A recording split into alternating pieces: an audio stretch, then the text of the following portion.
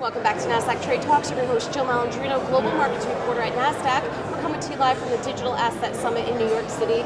Joining me for this segment, we have Naeem Aslam, who's the Chief Market Analyst over at Think Markets in London. He is also pursuing his PhD in digital assets. Thank you so much for joining us at DAS. And it's so interesting. We have people coming on talking about regulation and trading and custody and so forth.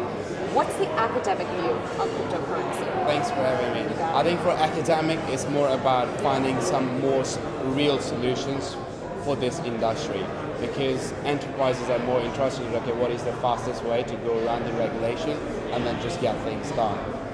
Now that opens the entire space to so many different issues.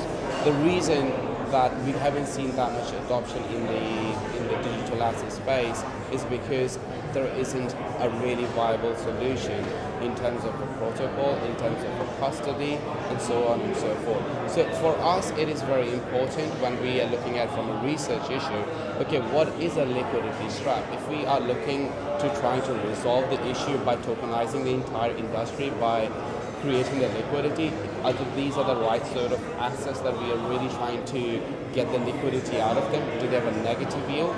Because if the asset is already producing 20% or above 15%, there's no liquidity strap. That is a matter of how you can produce a higher yield. Okay, tokenization can help that, but that is not really too good for the society.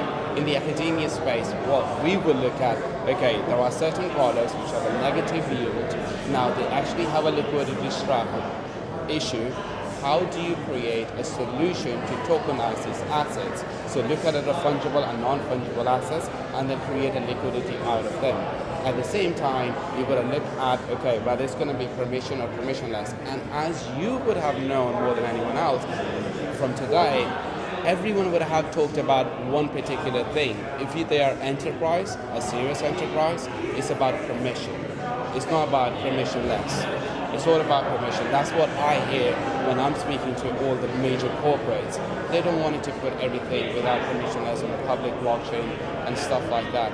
But then the scalability issues comes. So I think another issue that I'm really looking at is that, okay, how the two layers can work together, because that will really bring the adoptability and that sort of an element back into the market.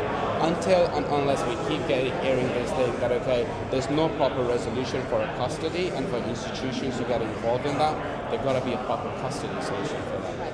And it's really interesting too, because when you look at the digital asset space, it's technically decentralized, but everyone's looking for standardization so that they can scale it. So it's counterintuitive to each other, but it doesn't necessarily have to be such a black and white issue. Certain things do need to be decentralized, or perhaps more redundant processes can be on a centralized system.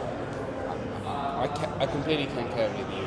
Earlier, I just spoke to an individual who's working for US military, and he is very interested to use the blockchain technology to improve the systems within the US military health system, right? Because they wanted to bring everything together under one umbrella, have all the record goes, but the first word came out of his mouth were permission, not a permissionless. That's what we wanted to have in the US military.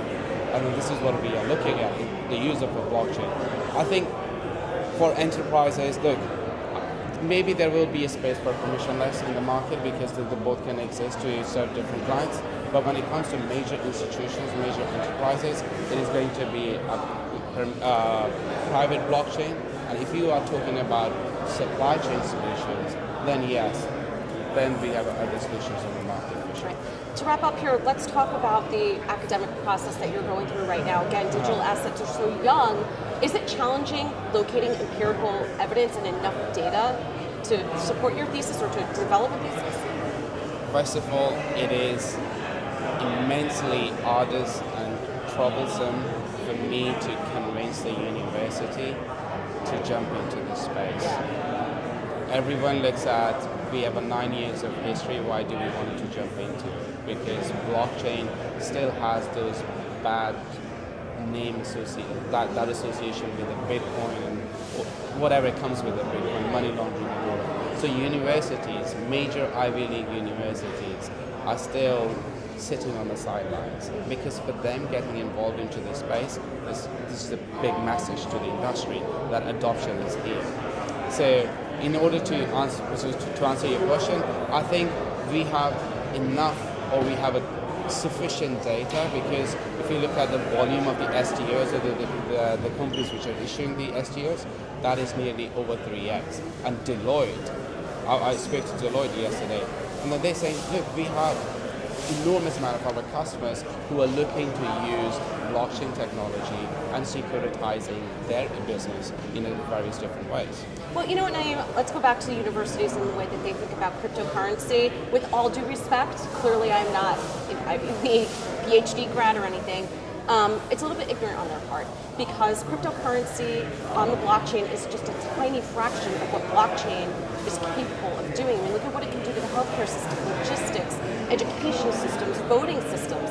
It's just a fraction. And it's our job as educators to put that message out there. I think if we are going to convince the regulators, government officials, lawmakers, we need to have academic research to show them in order to do that. And for this to happen, Ivy League universities need to come out of the shell, and then they need to say, look, we support, we do this and we do that, and there is a platform. Well, keep fighting the good fight. Thank you so much for joining us. And thanks for joining me throughout the day at the Digital Asset Summit. I'm Jill Malandrino, Global Markets Reporter at Nasdaq.